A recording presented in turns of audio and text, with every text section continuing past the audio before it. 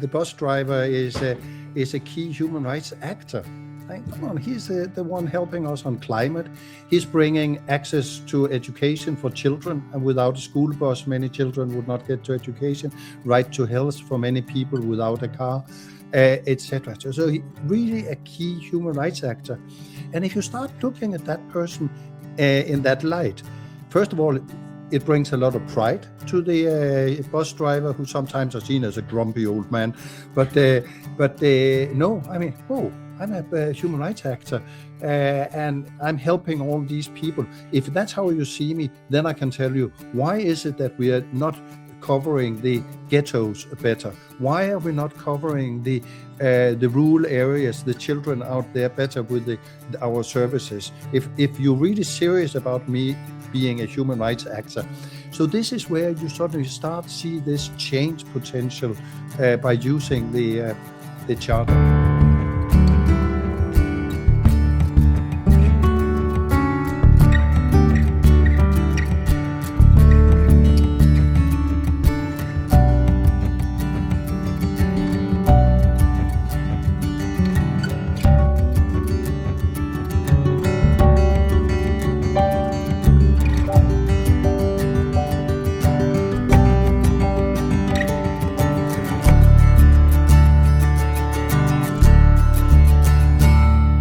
Aloha, welcome to Cooper Union, what's happening with human rights around our world.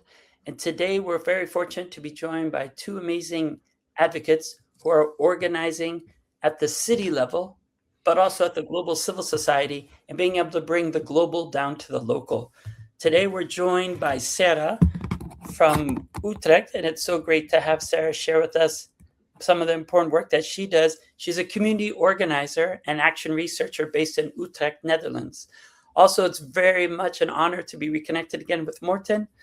Morten has done many important initiatives at the international level, serving on the CERD committee, also organizing probably one of the first national human rights institutions as well in Denmark, and then very much for the past decade, a lead researcher and advocate to make sure that these international instruments are down at the individual level and very much a part of our daily lives in our communities and cities. Today, we'll be looking at the very important new global charter agenda for human rights in the city that was coordinated through the United Cities and local government. But first, before we get into that important document, Morten, can you share a bit about how such an impressive instrument actually is created and what was the important role that you played? Hi, Josh. Hi, Sarah. Good to see you. Yes, it's an interesting story because it actually illustrates so well how rapidly this area has moved. I mean, we had the previous charter agenda from 2011, as far as I recall. And we suddenly realized that this is not really covering where we are today. We need something much deeper, more detailed, which can really guide the cities. So UCLG, United Cities and Local Governments, they got together some 4 years ago, a group of cities from all continents, some experts, civil society, and we have then, and I was so fortunate to be part of it. And then we have discussed, I mean, first, what should it look like? What are the clusters? What are the rights? And should we be very rigid in relation to the, so to say, traditional rights as we read them in the conventions, international conventions? Or should we feel a little bit more flexible, etc.? Very exciting issues were discussed in this wide group of cities, experts, and civil society. So, and then I must say, I was so pleased when I heard that it has finally been adopted at the General Assembly of the UCLG.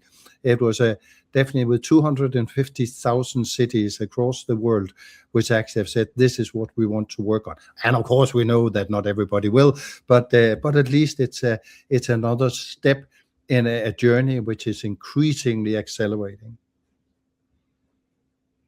No, that was absolutely important. And I remember, if you could maybe share a bit, how the important role of the Committee on Social Inclusion, Participatory Democracy, and Human Rights, how it was able to come together to then draft, as you pointed out, the 37 specific rights, but then also the various clusters. What role did this play, and who was involved in the drafting of this important new charter?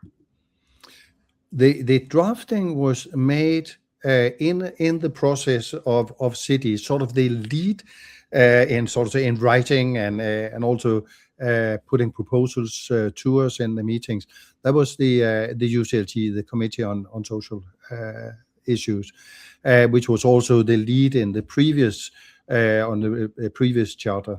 So there's a long track record in UCLG of having this committee being the driver. But what is, I think, is now interesting is that it's the entire UCLG that has adopted this charter, contrary to the first one, and thereby I hope it will really be mainstreamed further into all the work of the UCLG. Thank you, Morten. Sarah, maybe you could share a bit from Utrecht why you believe this new global charter will be important, and how do you intend to maybe utilize it a bit going forward to promote a city of human rights? Yeah, well, first of all, aloha and thank you. You asked me to reflect on how it will be important. I think it already shows it is important, and it has shown, at least in Utrecht, us throughout the process, because it was very much a reiterative process. We were lucky to have a team of actually policy advisors, researchers, and community organizers reflecting on the different steps, which meant that sometimes we could already see how something like the new structure with the meaningful clusters, the way in which human rights that are very, very important at the local level are clustered in a systematic way, how that can help both civil society organizations and policymakers at the local level make sense of very, very exciting new frontiers in the field of human rights, emerging topics like, for instance, the right to food, which is at the local level, I think, a very increasingly becoming visible as a key human rights issue, but at the same time connecting that to these broader frameworks. No, it's a great point that you made. It really, in that case, is where as we break it down, that there's the 7 clusters, and one considers maybe 8, but you were talking there on the right to food, which definitely falls under essential services. But the other ones that exist, equality and non-discrimination, essential services, social rights, cultural rights, economic rights, substantive democracy, civil and political rights, which is also important with the world that we find ourselves in today, and sustainable environment and inclusive territorial planning. Morten, maybe you could share a bit about what you feel are some of the most significant rights, although all of them are interconnected, that are important in the times that we find ourselves today, and how essential it is for the city to really bring in that feminist municipalism, the intergenerational equity, the right to the city, the caring territories, also city of the commons, maybe some of those aspects that we can all discuss together, and how those will all be important as we go forward. Well, thanks, Josh. As you know, I mean, I think any right is important. That's exactly the nice thing about human rights. They're interrelated and interconnected. The one goes weakly without the other, so they are interrelated, absolutely. And let me also add one thing to what Sarah said, is that, I mean, the importance of all this is exactly sort of now bringing human rights in a solid way to the people, to where people live, where they go to school, where they go to work. Just to paraphrase Eleanor Roosevelt, what she said already in 1958. And now we are suddenly getting there. We have a global agenda now of really try to realize human rights where people live, and not only being at the national or global bubbles and discussing it there. But to your question, I mean, what I find really important in this charter is the highlighting of essential services. That when we look at so many places across the globe, I mean, north and south, wherever, there is, let's say, a clear demand of having stronger, more efficient, better essential services. So basically access to water, to sewage, to all, what is basic. And now we also allowed ourselves to add the internet The internet should be seen as a basic service today. It's very difficult to live in a modern world without having access to internet. So I think really reminding the cities that this is of a key, should be a key priority to ensure basic services to everybody. And then, of course, you can dig then into some of the other clusters, for example, in a non-discriminatory way, and you can find guidance in that chapter on how do we then work on that. So if I should highlight one, I would in particular, and luckily that one comes in as number 1 in the charter. So it's the first one people would read. No, and it's really good that you pointed out that aspect, because sometimes people ask, how can we craft an instrument that's actually applicable? And now, it's the AI for Good conference in Geneva, there's WSIS, and there's actually then the discussion of how they can then hold some of artificial intelligence accountable. And that's the important part of maybe this new charter. In the values and principles, there are many cross-cutting axes. And as you pointed out, the following values really do guide: the right to the city, the caring territories, the city of the commons, the feminist municipalism, and intergenerational equity. Can you share how that is maybe taking place for you inside Utrecht and how that guides the work, Sarah? Yeah. First, you mean the principles, right? Well, I just want to reiterate, while I absolutely agree that it's really key that we have this prominence of essential services and basic rights, I want to illustrate why that is important. I actually, in the process parallel to the sort of the final stages of the drafting of this new charter agenda, I engaged in action research in the city of Utrecht, reaching out to approximately 35 civil society organizations and local initiatives, asking them about their understanding of key human rights issues at the local and city level.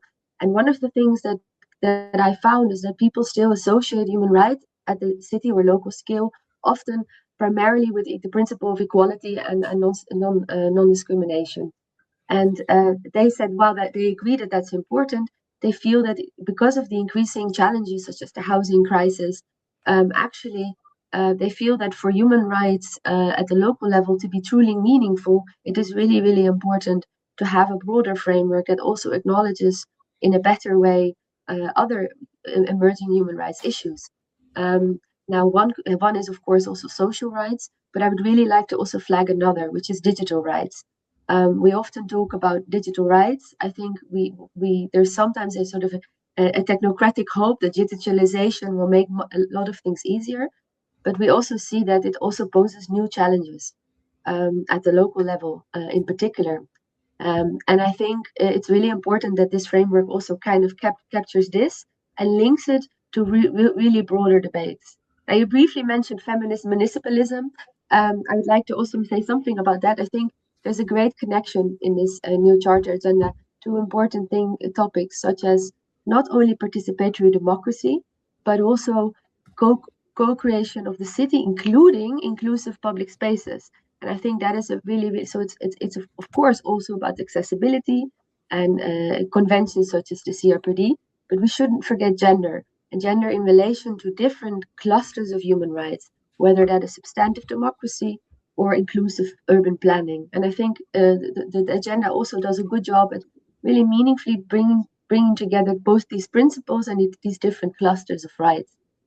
So, and in Utrecht, as I said, I see a lot of links to discussions we had at the local level, whether it's in relation to basic rights, but also in relation to human rights culture. I think sometimes there's this tendency to think of human rights primarily as a governance, question or a legal question, when we know that at the local level, it's always first and foremost also a processes of collaboration, of co-creating cities for human rights. And that also involves the local human rights culture. No, co-creating. I think that is. Can I just comment? Sorry, George. Please. No, Absolutely. I think that's a very brilliant point made by Sarah here, and where the charter is really adding value to it. It's sort of really taking the human rights-based approach, which sort of was a concept developed by the UN for development work back in in the 90s, beginning of the 2000s, and it was really contested a lot in the classical human rights circles. Oh, this is not really law, this is not really useful, it's eroding the standards, etc. And now we have seen how the human rights-based approach is really an applicable tool at the local level, because there's so many details. When human rights hit the ground, then there are a lot of complexities in it. How do we actually translate it into the realities in Utrecht, in Copenhagen, wherever we are, in small and big cities? And this is what this charter will hopefully also be a milestone for the work or the development of the human rights-based approach, and which is, I mean, still legal, but it's then certainly also adding a lot of other professionals, the social workers, the health workers, the sociologists, or what have you, and it becomes an inclusive tool. So, no, it's really exciting. And as you talk about it, I mean, these principles that we're discussing, and we're here on the 40th anniversary of the UN Declaration on the Right to Development, it really brings it down to the daily life. When we're talking about human dignity, we're talking about the universality and interdependence, what you shared, Sarah, earlier about the equality and non-discrimination. But then especially as we talk about that public space that you were really delving into, Sarah, of an accessibility, acceptability, availability, quality, and affordability, especially as we look at the right to housing. I think as we look at the major issues that fall under this new charter, the essential aspect of transparency, participation, and accountability being included, empowerment of people to be able to feel that they see themselves in the public policy of their local government, that they can see a progressiveness, that they can see what we share as the sense of solidarity and multi-level action. But that other side that we really see as well with elections going on is that public interest and oversight and service provision. And of course, none of us can forget, as we see Europe sweltering, the climatic and social functions of the city, and how it's at that local level that we actually can help our people on a daily basis. And if we're not doing that way, making sure that our cities are more sustainable and have that sense of solidarity for one another, how people will immediately suffer. And we can see that in the last couple of weeks in Europe, and it seems like it'll continue. Yeah. And maybe I can add, and because you asked me about how it will also be relevant. I've reflected mostly on how it already is. I think that's an important point, but I also think it will help local level actors, whether they're policymakers or civil society actors, teachers, social workers, deal with emerging challenges. And I think it's important also that the agenda reflects this in relation to climate action and climate justice. I know that in some cities in the Netherlands, including Utrecht, there's sometimes a discussion, is climate justice a human rights issue? And we see that increasingly it is linked. So issues of deforestation are linked to people's rights in relation to both climate and a safe living environment, but also other broader issues such as health.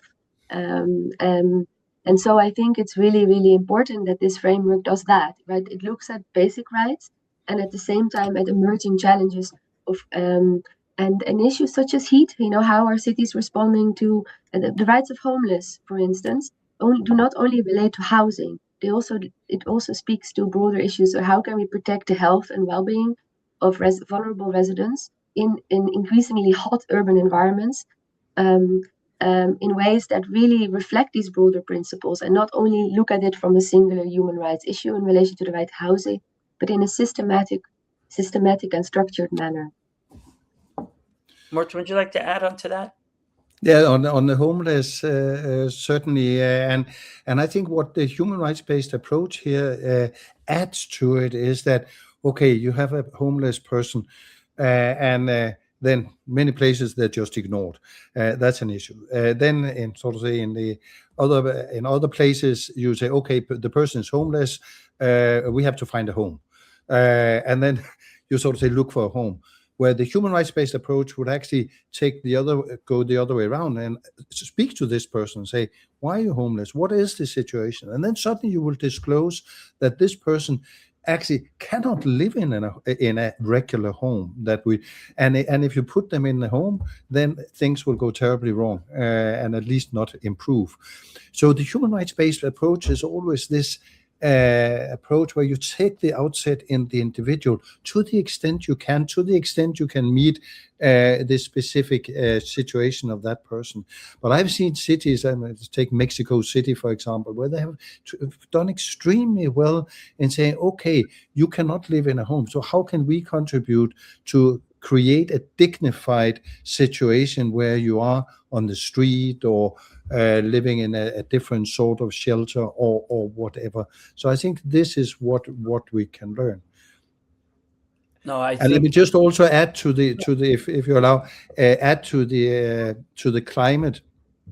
I think where we often fail is, again, that we forget the human beings in, for example, in climate mitigation, adaptation, but also in the green transition. It's sort of, okay, we need to have windmills, we need to have solar panels, and of course, I'm all in favor. But I mean, there's some people living there. Should we actually engage them in this process if it is that? And if you have to remove people from certain areas, where do we remove them to? Yes, we do it to protect them, but I mean, how can we also ensure that the kids get access to education, access to health, wherever they are going? And of course, may not be feasible, but at least consider it, at least take it into the equation, into your task. And that is what is very often forgotten. And that's where the human rights-based approach again adds it, sort of basically insist on that human being, that human being should be part of the discussion. I believe that actually also covers really the important aspect too, from even the just transition, as we are shifting and changing with adaptation, mitigation, regeneration, seeing all those different aspects. It allows us then to have that holistic perspective, that we don't perpetuate and create new problems in our pursuit of trying to solve the ones from decades and centuries ago. And I think that's where the new charter is so important.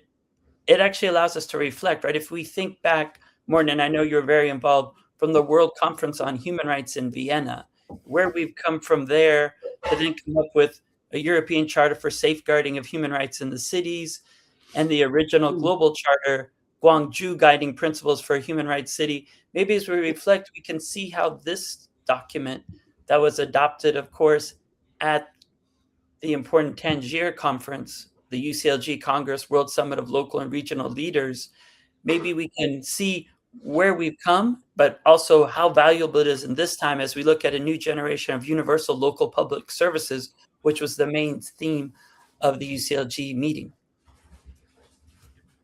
Sarah, would you like to, Morten, you want to begin? And then Sarah?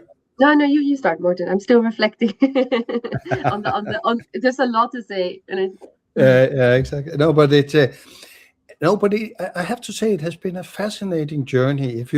And now I accept that this is a very European perspective, what I'm saying now. Of course, it looks different if you're in South America or Africa or elsewhere. But from a European perspective, you can say the human rights journey has been sort of during the Cold War, human rights were all about out there, the further away.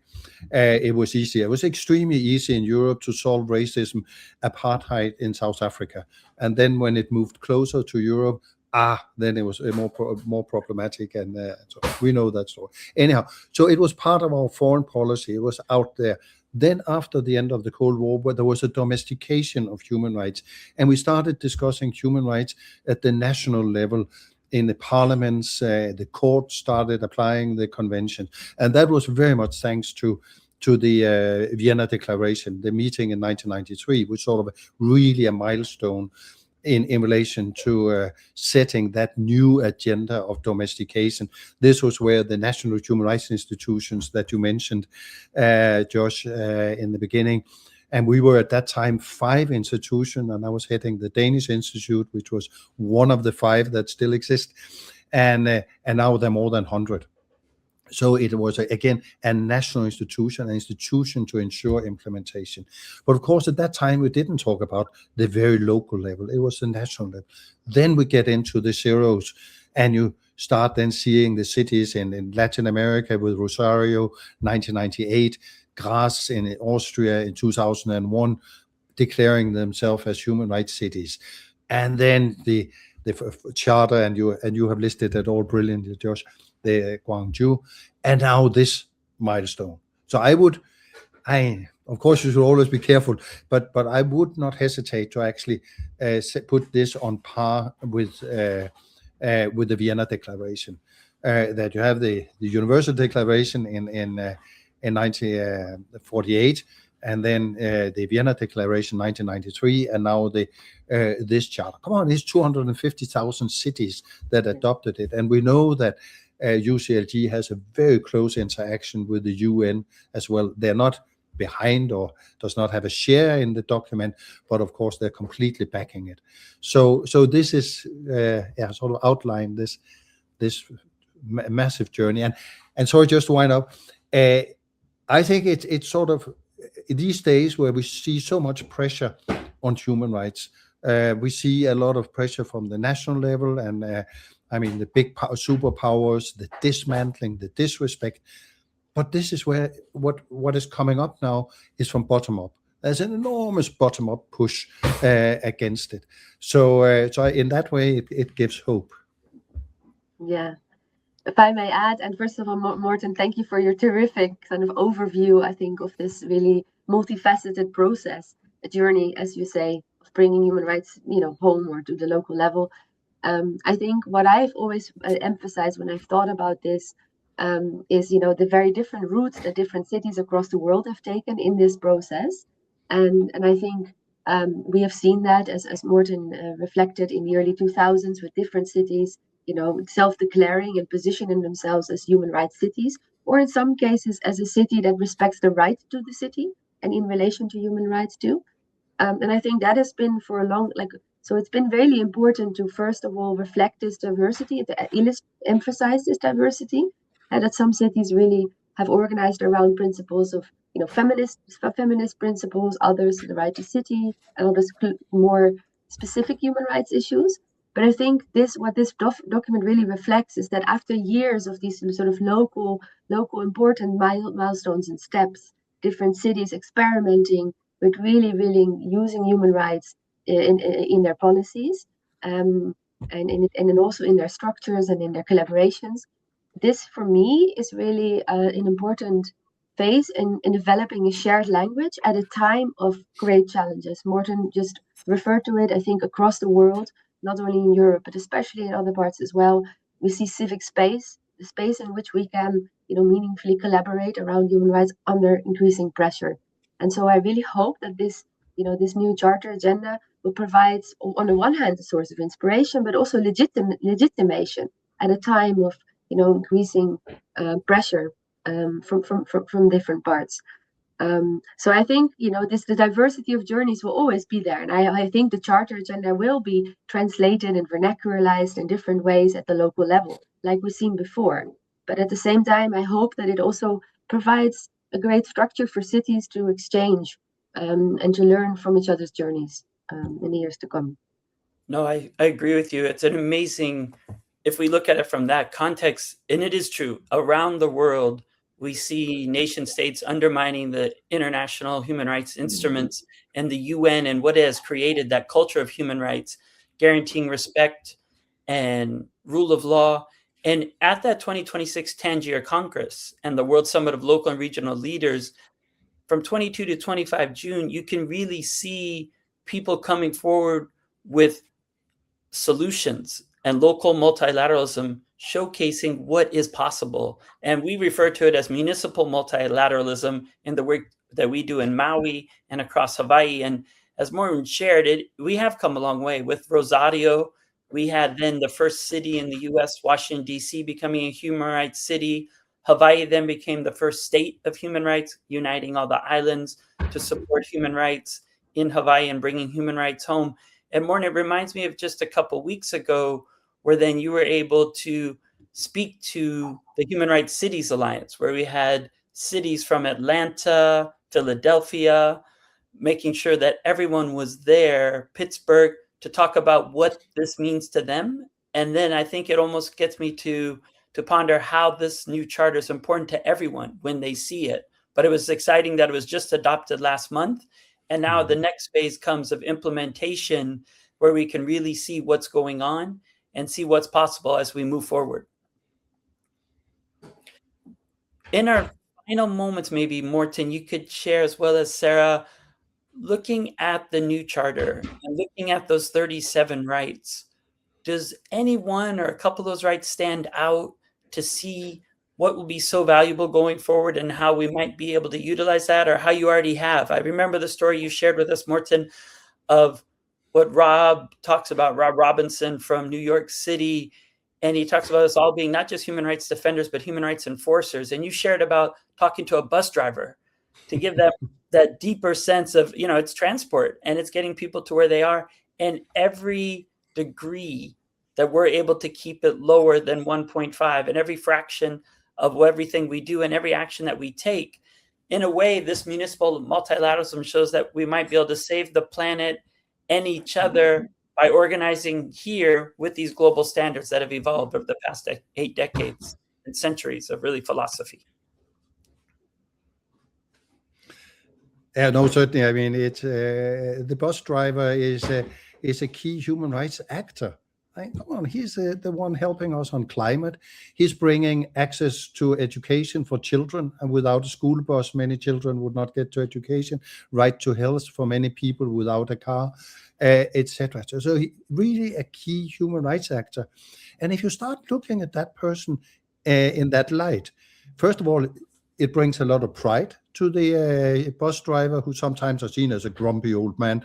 But no, I mean, whoa, I'm a human rights actor, and I'm helping all these people. If that's how you see me, then I can tell you, why is it that we are not covering the ghettos better? Why are we not covering the rural areas, the children out there better with our services? If you're really serious about me being a human rights actor.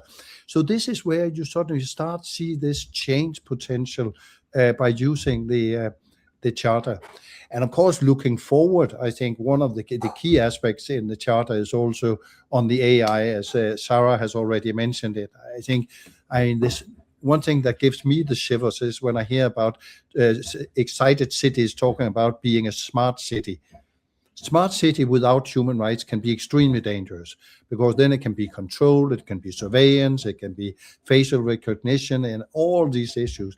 But smart cities within a human rights framework, where the AI becomes a tool for people to create a better life, create a better city, I'm all in favor. So this is where it really can make a change between, or difference between, something very nasty to something positive.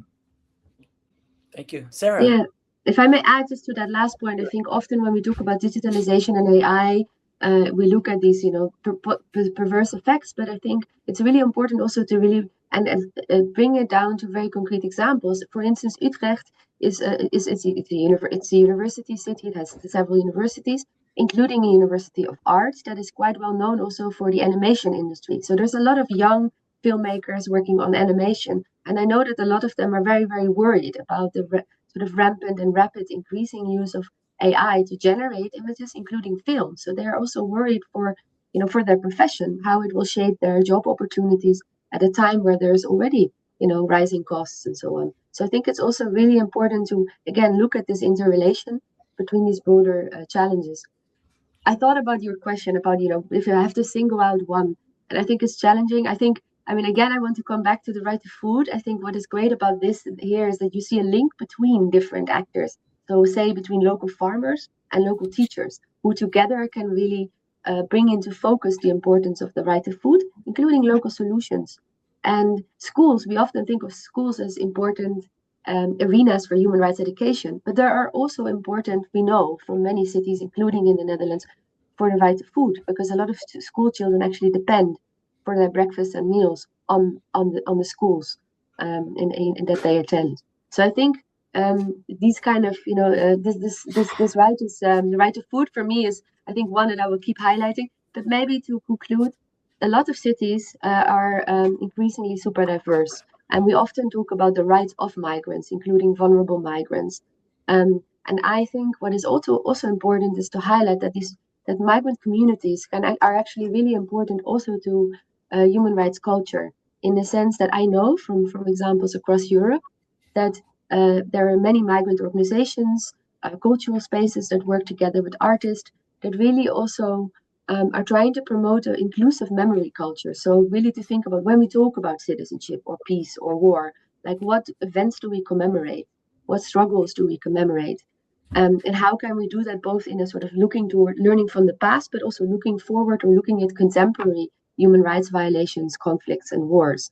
And I think here the number 15, the right to culture of human rights, actually provides a great opportunity to really look at also migrant communities, not only with this concern of this needs base, what are the needs of migrants, but also how are they active actors within cities promoting a local culture of human rights. Yeah. No, I think that's great. And it really reminds us as well that some people, the high level political forum is taking place in New York right now. And many people feel the 17 global goals are very important, especially peace, justice, and strong institution. Number 16, 17 in partnership, but 18, many people feel is the culture, as that drives so many aspects about who we are. And I think that's really what this new charter embodies, is cultivating a culture of human rights from the city level, and as Morten said, organizing from that level up, and then having the global meet. In a way, we sort of make a state sandwich where the global international instruments that we've been developing, such as this most recent one of the new charter, and the people knowing the truth, and we make a state sandwich to then squeeze the truth out and have a better way forward. And I think the charter is also essential. Is right to food is a great place to begin, because that, of course, are those economic, social, cultural rights that have not been understood and undertaken at the serious pace for decades, and now we're catching up. But here we are in Geneva now this week, and there's actually meetings while they're looking at the UN Global Dialogue on AI governance, the AI for Good Summit, and the World Summit on the Information Society. It's great to see that there's actually campaigns to look at citizens tracking and being able to look at AI governance from citizen assemblies to be able to mobilize. So this instrument, even though it's adopted this year, will still be relevant going forward, because it's that framework that we need for a human rights-based approach in public policy. So I want to thank you both for taking time, also for working very much on making sure this new charter is not just a promise on paper, but actually a pathway going forward for all people on the planet to have a better life, beginning with where they live. Thank you so much. Mahalo. Thank you. Thanks, Josh. Thank you. Good to see you.